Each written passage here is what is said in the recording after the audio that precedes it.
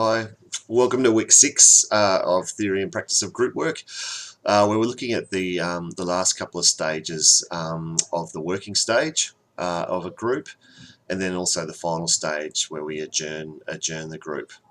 Um, Working stage is a really exciting stage. I find when you get to that point with any kind of group.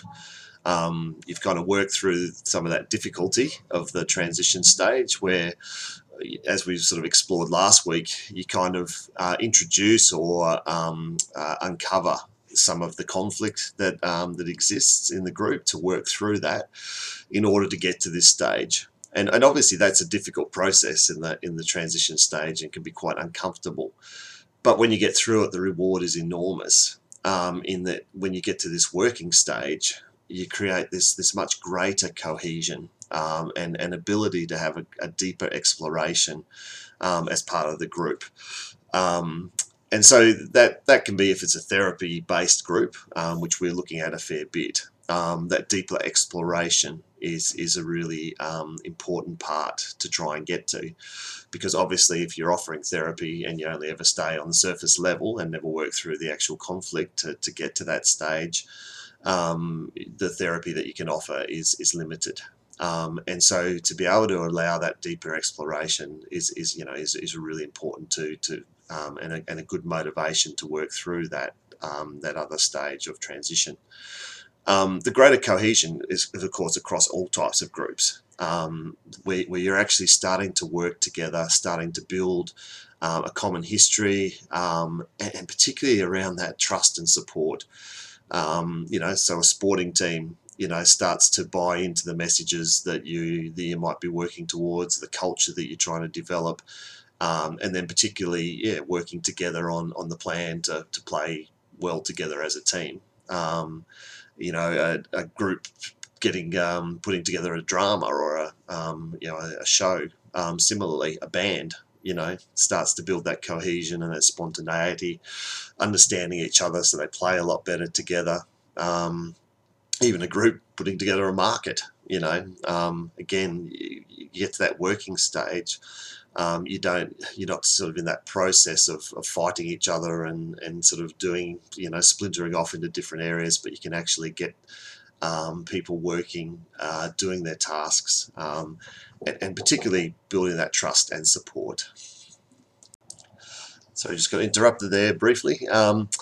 Just as I was saying, in this working stage, there's that great building of trust and support for each other that enables the productivity of the group to be able to grow and really become a point where the group can achieve the tasks that they're aiming for, and do it as a cohesive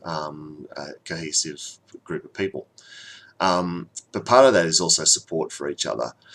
And interestingly, support means that people grow in their sense of openness, and it's part of that, the self-disclosure. So openness is that vulnerability, which we talked about, the Brené Brown TED talk, about the importance of being courageous enough to be vulnerable. But only, of course, you can achieve that when you're in a very, very safe environment where that trust is built. And part of that openness is then to disclose parts of yourself. Again, think Johari window, that you're actually opening up, those parts of yourself that are hidden from others, but you know them quite intimately. And it's a really interesting place of self when you come to self-disclosure, because there's a point where that does need to be managed, particularly in the initial stages, because there can be inappropriate self-disclosure. And I guess the inappropriate self-disclosure is self-disclosure that is not about the growth of the group, but becomes about the individual. So the sense that someone can just tell everything that they need to tell, but they're not interested in that becoming growing the cohesion of the group. It just becomes a personal therapeutic need, where probably the appropriateness there for that situation is to get a one-on-one type therapy, counselling, psychology, whatever you want to go into. But the good self-disclosure is that point where the person, for the the sake of the group, for the growth of the group, is willing to give a little bit about themselves. For instance, in a parenting group, which I've talked a little bit about, that openness to be able to talk about stuff you struggle with in parenting. Tell some of those stories about where you've failed. That can be actually potentially something that then someone else in the group can grow from, because they kind of get to that stage of saying, "Oh, yeah, you failed. Yeah, I do too. I'm not alone in this. I don't feel like I'm the only person who's experiencing these things." And so, as a leader too, that can be important to manage your own self-disclosure. How do you be open, and give things that are going to be hopefully good towards the group and the growth of the group, but not inappropriate in the sense that then it becomes about you and everyone's sort of looking after you. So yeah, it's a really, really interesting stage. And I guess the openness too is such an important factor for people being able to work together and grow together. And part of that is actually negotiating also conflict. Because conflict still arises.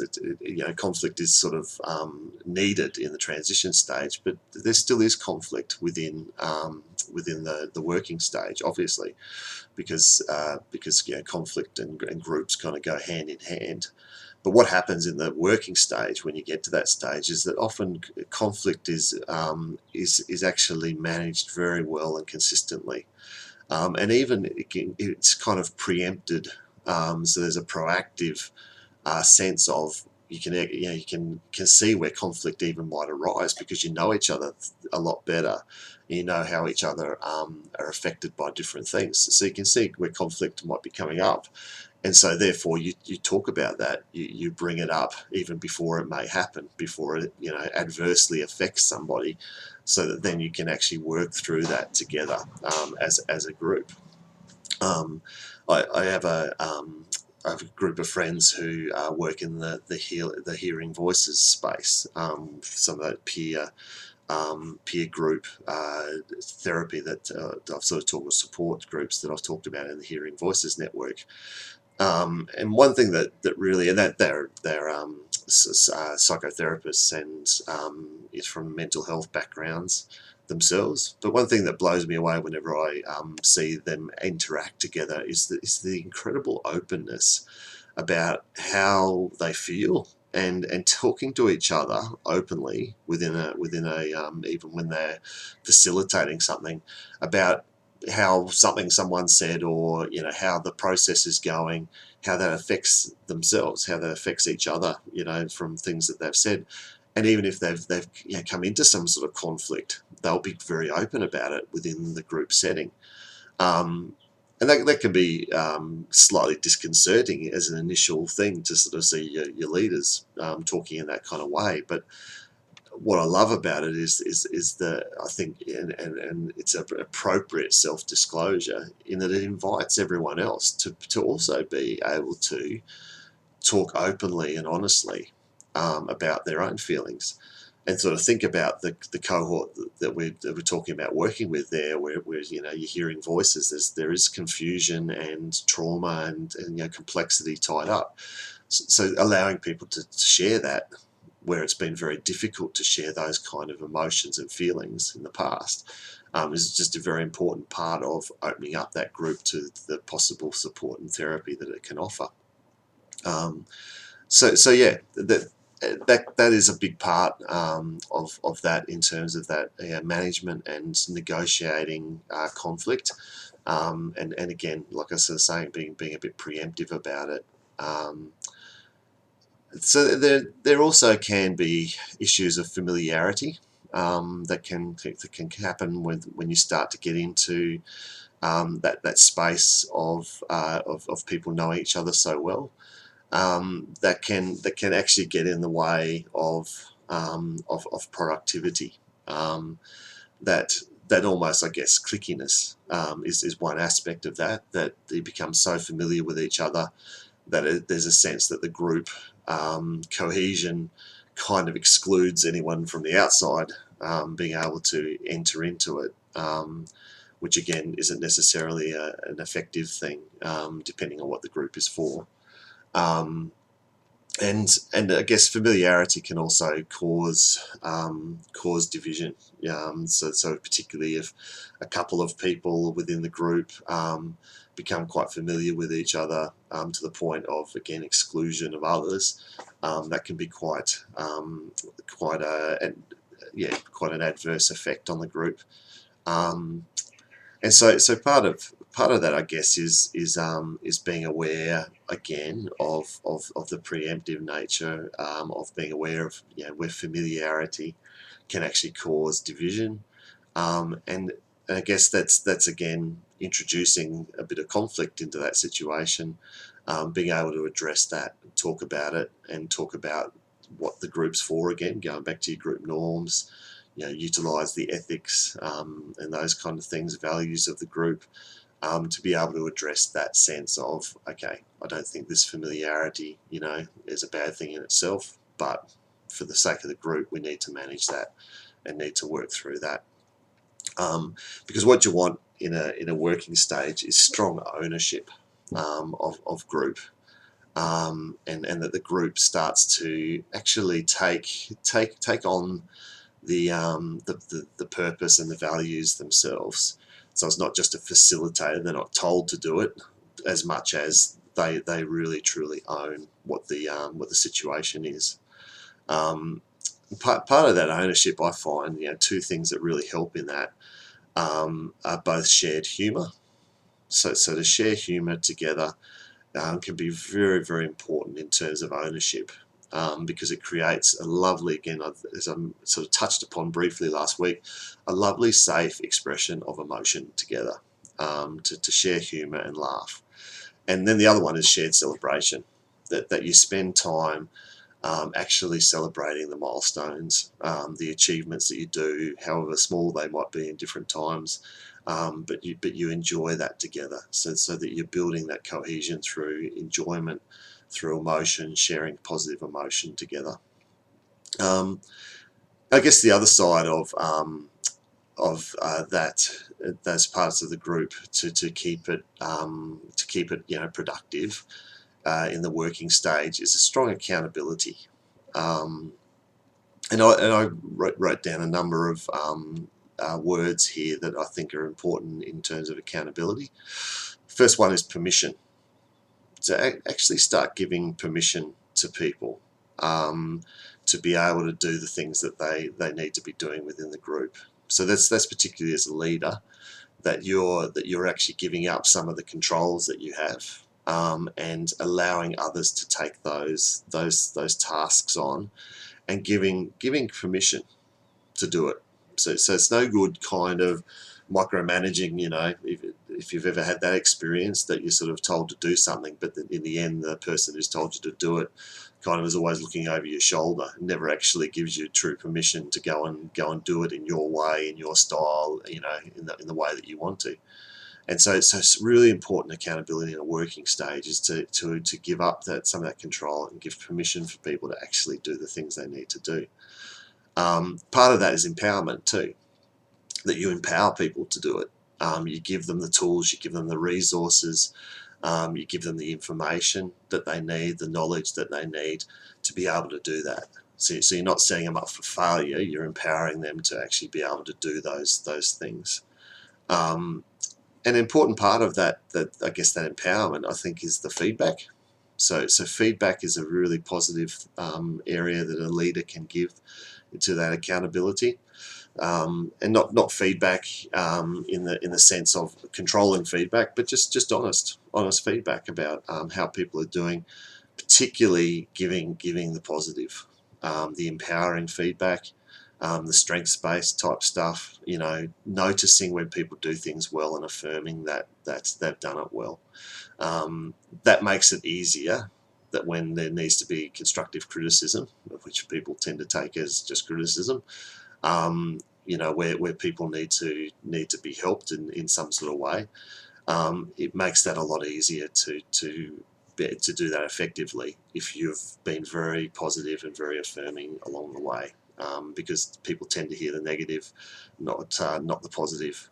So the more positives you give helps to deal with anything that might be perceived as negative. And then part of that is evaluation. And evaluation doesn't happen at the end. Evaluation is something that happens constantly all the way through. That you've got strong goals and purposes and values and norms and those kind of things. And so you constantly help people to evaluate that. And again, that's part of ownership, is that people start to evaluate that themselves. They start to use that language of the values and that kind of thing as an evaluation tool to be able to sort of see how we're actually tracking in this task that we're doing. And in the therapeutic groups, they talk about homework tasks as being an important part of that too. And that is part of that. All these things: permission, empowerment, feedback, evaluation. You give people things to do that they take and do by themselves. There's no way you can look over their shoulder. They bring those things back. Therefore, you've given them permission to do it, obviously, in their way. You've empowered them because you've given them what they need, the tools they need. Come back, they report on it, give feedback, you evaluate together. That's a great way to create those building blocks of that accountability within the working stage of the group. And the book has these nice ways that they talk about choices that to be made in the working stage. So they talk about disclosure versus anonymity, which is around that openness; authenticity versus guardedness, which is around partly that permission; spontaneity versus control, similarly that accountability; acceptance versus rejection, which is really around trust and support; and then unity versus fragmentation, which is, I guess, around managing conflict as well. So just to touch on the final stage now, I'm going a little bit longer today than I normally do, is that groups do come to an end. And so it's really important to be able to manage the closure of a group. And so a couple of the key things, I guess, stating straight up, most groups are finite. So the group proposals we're asking you to do, we're talking about them being 6-week groups or 8-week groups. So you're only running them, particularly therapeutic groups, you're only running them for a certain amount of time.